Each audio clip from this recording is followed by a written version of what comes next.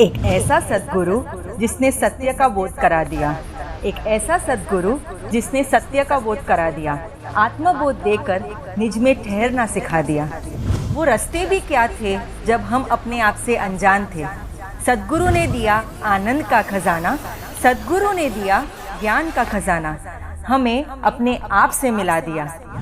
भौतिकता और चकाचौंध भरी दुनिया में, भौतिकता और चकाचौंध भरी इस दुनिया की हर एक समस्या को एक समाधान सा मिल गया। जो भी आया तव चरण में, जो भी आया तव चरण में, आत्मानंद में नहा गया। क्या गाऊं गुणगाथा तेरी हे शिवशत गुरुदेव, क्या गाऊं गुणगाथा तेरी हे शिवशत गुरुदेव। आपके रूप में हमें इस युग में प्रत्यक्ष भगवान मिल गए, प्रत्यक्ष भगवान मिल गए। साधु बन गए, साधु बन करके भी संसार में उलझे रहे। मेरा नाम पद प्रतिष्ठा बढ़े, मेरी जय जयकार लगे, लोग आएँ, प्रवचन में आएँ। तो सन्यासी बन करके भी वो गृहस्थ है। और कोई गृहस्थ ऐसे होते हैं, साधु ऐसे होते हैं जो गृहस्थ में रह करके साधु की तरह होते हैं। तो आत्मबोध की ज़रूरत है स्वयं को। आप कौन हैं? जब तक आप अपने को नहीं जानोगे, स्वयं का अध्ययन नहीं करोगे, सद्गुरु का उपदेश नहीं सुनोगे, आत्मचिंतन नहीं करोगे, तो आत्मबोध की प्राप्ति आपको कैसे हो सकती है। तो आत्म क्या है? आत्मा के बारे में आपने बहुत बार सुना है। देह, जड़ और जीव का भेद करना है। आत्मा, बहुत बार आपने शब्द सुन लिया। आत्मा कहते ही आप जड़ और जीव को अलग अलग कर दें। जैसे दूध और पानी इकट्ठा हो गया, उसको कैसे अलग करोगे? हंस की चोंच जैसे दूध में जाती है, वो दूध ले लेता है, पानी को छोड़ देता है। ऐसी आत्मा कहते आप आत्मा में रमन करने लग जाओ और जड़ को अलग कर दो। जड़ और जीव का भेद करते और आत्मा में अष्ट गुणों की संपदा, वो संपदा आपके भीतर आ जाए। अनंत ज्ञान, अनंत दर्शन, अनंत सुख, अनंत शक्ति मेरे पास, आपके पास, सबके पास है। और मैं आत्मा जिसका कोई आकार ही नहीं है, निराकार है आत्मा। शरीर का आकार है, आत्मा निराकार है। और आत्मा का वजन नहीं, ऐ गुरु लघु आत्मा। और यही आत्मा समकित में आकर के यदि उसको समकित हो गई, शायद समकित हो गई, सत्य मिल गया, तो वही आत्मा एक दिन सिद्धालय में चला जाता है। सत्य चित्त आनंद, ये आत्मा का निज गुण। सत्य का अर्थ है सनातन सत्य, जो सदा आपके साथ है, वर्तमान में है, अतीत में, वर्तमान में। सत्य कभी परिवर्तनशील नहीं होता। सत्य चित्त, चित्त का मतलब ज्ञान, आनंद का मतलब वो आनंद जो आत्मा के पास हमेशा रहता है। आत्मा क्या है? सत्य चित्त आनंद का एक सार्वभौमिक रूप आत्मा है। यदि आपकी आत्मा में सत्य भी है, सत्य है, ज्ञान भी है और आनंद भी है, ये कैसे अनुभव करोगे? यदि आप अपने भीतर जो आत्मा के ऊपर जो पर्दा लगा हुआ है, राग द्वेष मोह माया का, उसको हटा करके आप अपने शुद्ध स्वरूप में आने का पुरुषार्थ करोगे, तो धीरे धीरे आप उसको प्राप्त कर सकते हो। एक सुंदर छोटा सा दृष्टांत मैं आपके सामने रखता हूँ। एक गांव के समीप एक सन्यासी था, वो गृहस्थ था। उसकी कुटिया थी, पत्नी भी थी, एक पुत्र भी था। उसके पास घर और परिवार, लोगों की दृष्टि में वह गृहस्थ होता है, परंतु कुछ लोग ऐसे सन्यासी होते हैं, वो रहते घर में हैं। जैसे कबीर की पत्नी भी थी, कबीर का बेटा भी था, बेटी भी थी। कबीर चुराए का काम भी करते थे, पर संत जीवन था उनका, कबीर का। ऐसी वो सन्यासी था, घर में गांव में रहता था। उसकी पत्नी थी, एक बेटा था। ज़्यादा धन तो उसके पास नहीं था, परंतु उसके पास क्या था? एक घोड़ा था। एक घोड़ा जिसे कद काठी मजबूत सुंदर घोड़ा था। और घोड़ा भी ऐसा कि दूर दूर से लोग आते उस घोड़े को देखकर उसकी प्रशंसा करते।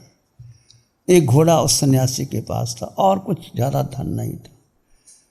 तो सन्यासी उस घोड़े को लेकर के आनंदित था, प्रसन्नचित्त था। कहते हैं एक बार एक राजा उस गांव से गुजरा और गांव के लोगों ने कहा कि सन्यासी के पास एक सुंदर घोड़ा है। राजा ने उस घोड़े को देखा, ऐसा पराक्रम सुंदर घोड़ा।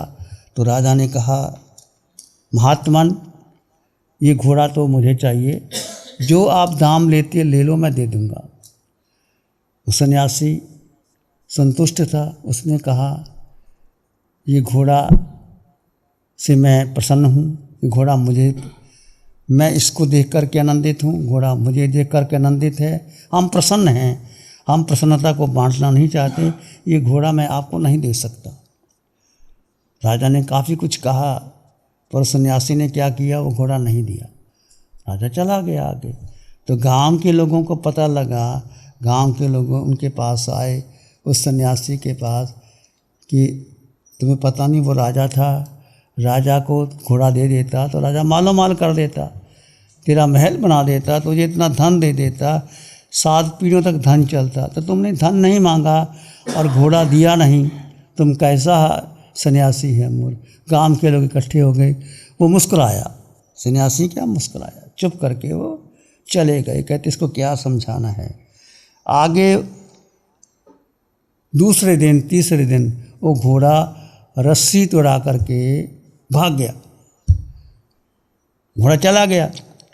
अब गांव के लोग फिर इकट्ठे हो गए, हमने आपको कहा था ना घोड़ा राजा को दे देते, और घोड़ा चला गया। सन्यासी ने कहा कोई बात नहीं, घोड़े की इच्छा होगी चला गया होगा, मैंने क्या करना, घटना घट गई, इसमें दुख मनाने की क्या बात है। घोड़ा है, उसकी इच्छा होगी तो आ जाएगा, नहीं तो कोई बात नहीं। सन्यासी कैसे रहा, शांत रहा। घोड़ा जाने के बाद भी दुखी नहीं हुए। गांव के सारे लोग दुखी हो गए कि कैसा सन्यासी है, घोड़ा राजा को दे देता तो कितना धन आ जाता, न राजा को भी नहीं दिया और घोड़ा भाग गया रस्सी तोड़ा करके। समझ रहे हो फ़र्क, समझ रहे हो क्या क्या फ़र्क है।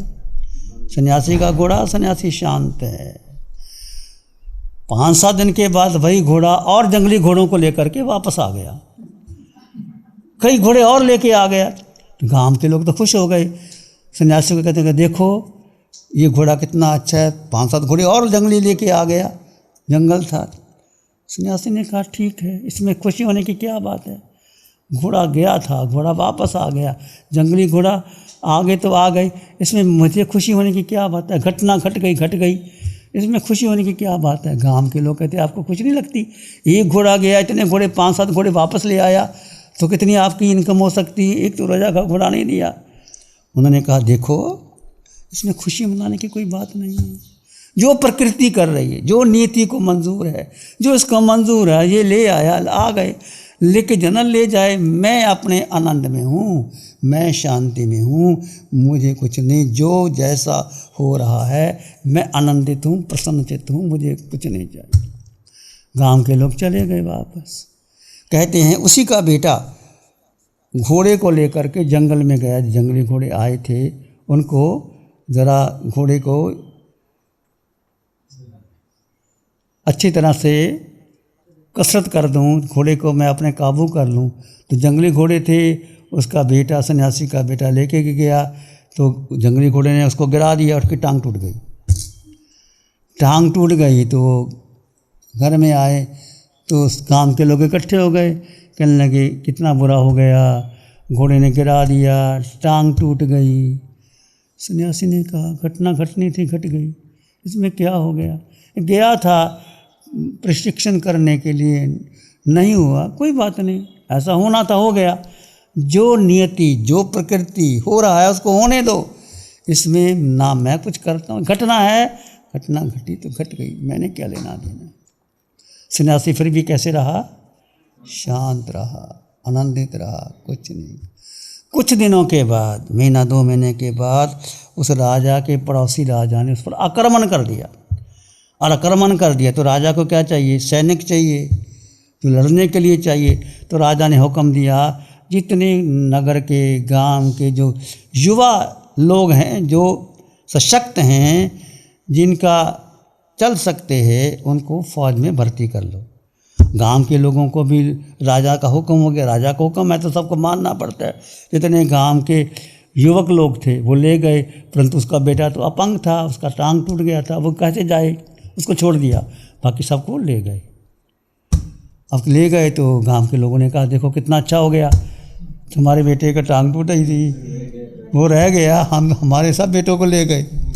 सन्यासी ने क्या, ऐसा होना था, घटना घटनी थी, घटना घट गई, इसमें क्या अच्छा और क्या बुरा, प्रकृति को जो मंजूर है वो मंजूर है। तो एक घटना है जिसके पीछे हम कितने उथल पुथल, दुख, बेचैनी, पीड़ा में उलझे रहते हैं। थोड़ी सा धन आ जाए प्रशंसा कर लेते हैं, किसी ने मान सम्मान दे दिया उसके पीछे लग जाते हैं। तो सन्यासी जो वास्तव में गृहीत है, उसकी पत्नी है, बेटा है, एक घोड़ा था, उसने राजा को नहीं दिया कि घोड़ा मुझे पसंद है, घोड़ा में से मैं आनंदित हूँ, मुझसे आनंदित है, मैं नहीं दूंगा। राजा ने मांगा, चाहे कितना पैसा राजा से ले सकता था, नहीं लिया। गांव के लोग उसको मूर्ख कहने लगे। फिर वो वापस आ गया, घोड़ा चला गया, फिर भी उसको कोई दुख नहीं हुआ, चला गया, घोड़ा है, उसकी इच्छा, चला गया। मैंने क्या, घोड़े के बिना भी तो मैं आनंद से रह सकता हूँ ना, घोड़ा है तभी मैं आनंद से रहूँगा, मैं आनंद में हूँ। जिस व्यक्ति को आनंद में रहना आ जाए, उसको व्यक्ति, वस्तु, स्थान, कोई भी उसको दुखी नहीं कर सकता। और वो घोड़ा चला गया, घोड़ों को और लेके आ गया, फिर भी वो साथ नहीं है, ठीक है, आ गया लेके, इनके साथ ही आ गए। इसका बेटा उसको प्रशिक्षण देने गया, क्योंकि टांग टूट गई, फिर भी कहने लग घटना घटनी थी, नीति को मंजूर था, ऐसा हो गया, फिर भी वो पैसे। तो कहने का अर्थ संवेग, हमारी यात्रा जो हमें जीवन मिला है, इस यात्रा में बहुत कुछ कर्म अधीन होता है। हमारे कर्मों के अनुसार कभी सुख आता है, कभी दुख आता है, कभी मान होता है, कभी अपमान होता है, कभी विजय होती है, कभी पराजय होती है। ये अपने कर्म अनुसार भी होता है, परिस्थितियाँ भी ऐसी हो जाती। उस समय आप समभाव में रहें, संतुलन में रहें, अपने वेग में, अपनी साधना में, अपने पराक्रम में, सम्यक पराक्रम में आगे करते रहे कि मेरे जीवन का लक्ष्य देह और आत्मा दो तत्व अलग अलग है। आत्मा में अनंत अष्ट गुणों की संपदा है और आत्मा सिद्धा ले जा सकती है। आत्मा देह में ना अटके और शरीर आत्मा अपने में रहे तो आत्मा सिद्धा ले जा सकती है। संवेगिन अनुत्तर श्रद्धा की प्राप्ति होती है। श्रद्धा की प्राप्त होने के बाद फिर उसके साथ तीव्र संवेग की उपलब्धि होती है। श्रद्धा होगी तो संवेग होगा, संवेग के साथ अनंत अनुबंधी क्रोध, मान, माया, लोभ तो नरक को लेके जाते हैं, वो समाप्त हो जाते हैं। और समाप्त होने के बाद आत्मा शुद्धि हो जाती है। अनंत काल का मिथ्यात्व जो हमें 4 गति 84 लाख जो भ्रमण करवाता है वो नष्ट हो जाता है। और मिथ्यात्व के विलय हो जाने से समकृत सत्य के प्रकट हो जाने, सत्य के सत्य, चित्त और आनंद, सत्य जो आपके पास सदा था, है, रहेगा, चित्त यानी ज्ञान, आनंद आपके पास था, आनंद हमारा स्वभाव है, शांति हमारे भीतर है, ज्ञान हम स्वयं है। ये एक बेसिक फंडामेंटल नियम है, जैन दर्शन का आधार है। इसको जीवन मान करके सच्चे सुख की प्राप्ति करें तो व्यक्ति जिसके भीतर संवेग आ गया है, धर्म श्रद्धा को लेकर के आगे बढ़ता बढ़ता भगवान कहते हैं तो उसी भाव में मोक्ष चला जाता है। उसी भाव में ना गया तो कम से कम दूसरे तीसरे भाव में मोक्ष चला जाता है। ये संवेग का परिणाम है, शुद्ध परिणाम है। ऐसे एक एक सूत्र की हम चर्चा करते रहेंगे। आप इसको आइए सुनिए, अपने जीवन में धारण कीजिए। प्यारी गुरुवाणी है बड़ी। ध्यान करेंगे, आंखें बंद, मन वचन काया शांत, शरीर शांत, विचार शांत, सृष्टि शांत, वातावरण शांत, हर दिशा हर किनारा शांत शांत शांत। सिर के सिरे से पांव के अंगूठे तक अपने भीतर शुद्ध चेतना का एहसास कीजिए।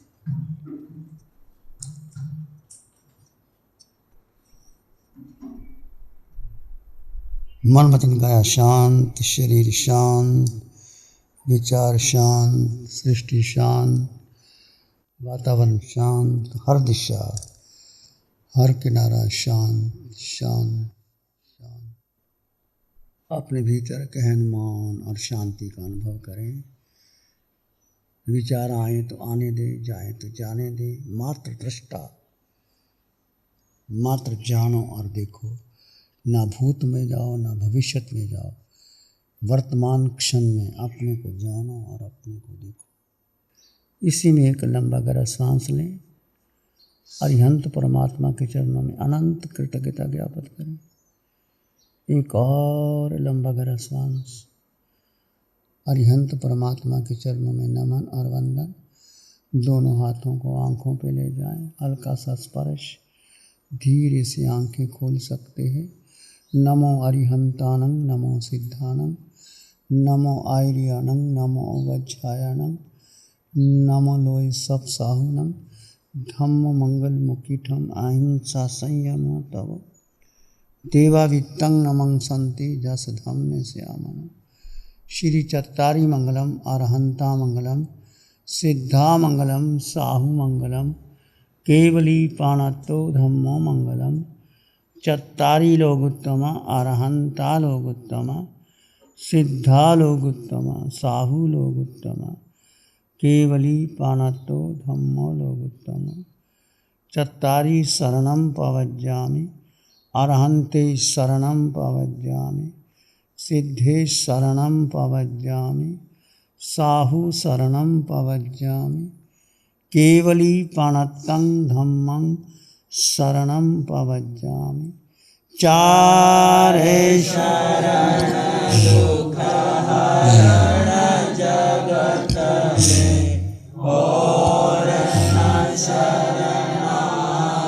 60 सालों से अधिक समय से KGOC ग्रुप अपने हाई प्रिसिशन प्रोडक्ट्स जैसे staplers, staples, staple removers, paper punch, gun tacker, tape tool, pneumatic tool, industrial staples, stitch wire, scissor और किचन में यूज होने वाले कुछ प्रोडक्ट्स जैसे नाइफ, पीलर्स इत्यादि के द्वारा दुनिया के कंज्यूमर्स और अन्य बिजनेस पार्टनर्स को अपनी प्रोडक्टिविटी, एफिशिएंसी और क्रिएटिविटी निखारने में मदद कर रहा है।